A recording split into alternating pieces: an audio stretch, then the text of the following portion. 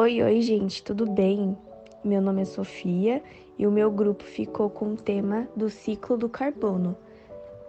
Espero que vocês gostem e fiquem com mais informações a seguir. Oi, meu nome é Caio e eu vou falar sobre a introdução do ciclo do carbono. O ciclo do carbono é um ciclo biogeoquímico que ocorre na natureza e admite a reciclagem do carbono. Tal reciclagem é importante pois permite que esse elemento esteja sempre circulando no meio e entre esses seres vivos. O ciclo do carbono pode ser dividido em biológico e geológico. Eles se diferem no ciclo biológico, o carbono é introduzido através de processos como a fotossíntese e a quimiossíntese. E no ciclo geológico, por sua vez, o carbono sai da atmosfera através da difusão para o ambiente marinho ou é levado pela ação das chuvas. Oi, gente, meu nome é Henry e eu vou falar sobre a importância do carbono.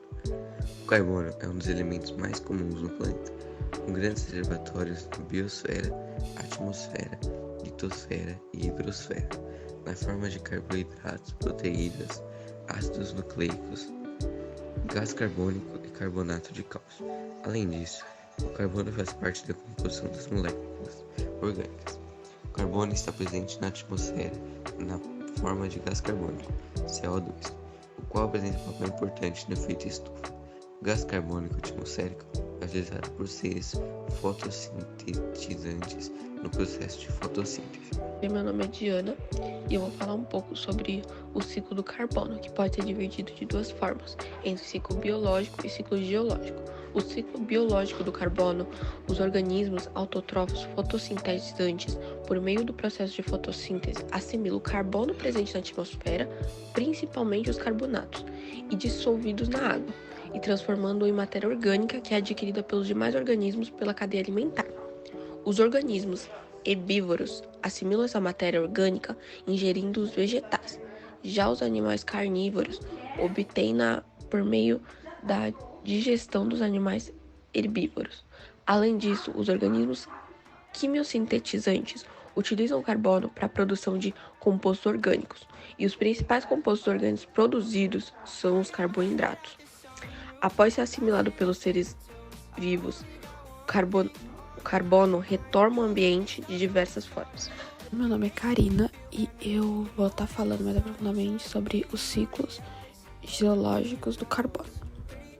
No ciclo geológico do carbono, o dióxido de carbono, o CO2, é trocado entre a atmosfera e a hidrosfera pelo processo de difusão, até que se estabeleça o equilíbrio entre a quantidade de CO2 que se encontra na atmosfera, acima da água e na água.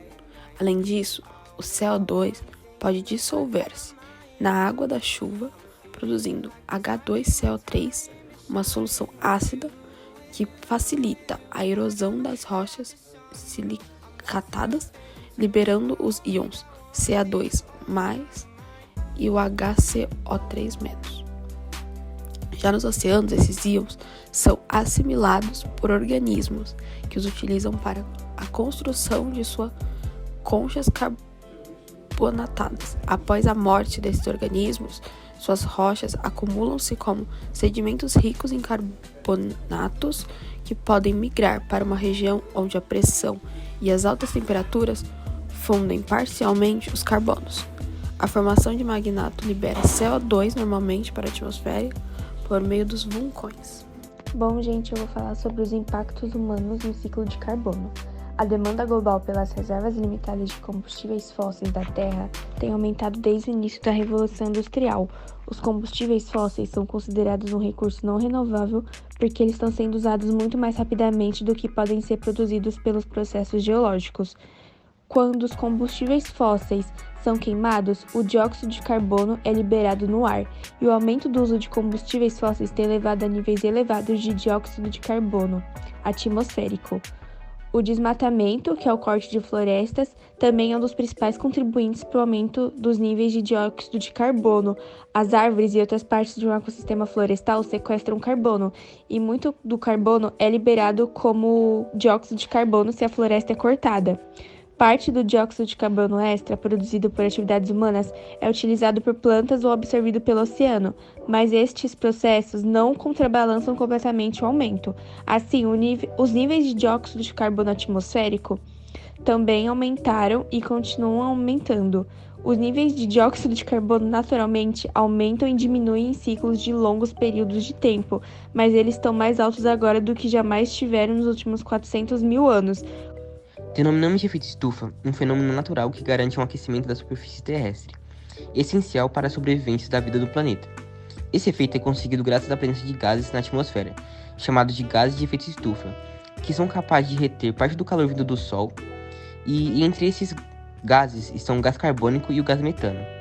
O gás carbônico, por exemplo, é adicionado em grande escala na atmosfera por meio de processos como a queima de combustíveis fósseis. E o aumento da temperatura média do planeta é uma questão que merece atenção, pois esse aquecimento pode desencadear problemas graves. Dentre as principais consequências do aquecimento global, podemos citar o aumento da quantidade de chuvas em algumas regiões e ao longo dos períodos de estiagem em outras, derretimento das geladeiras, aumento do nível do mar, perda de biodiversidade, problemas do abastecimento e aumento de casos em algumas doenças, como a dengue e a malária. E esse foi o nosso vídeo, esperamos muito que vocês tenham gostado, aprendido um pouco sobre o ciclo do carbono. E é isso, obrigada pela atenção.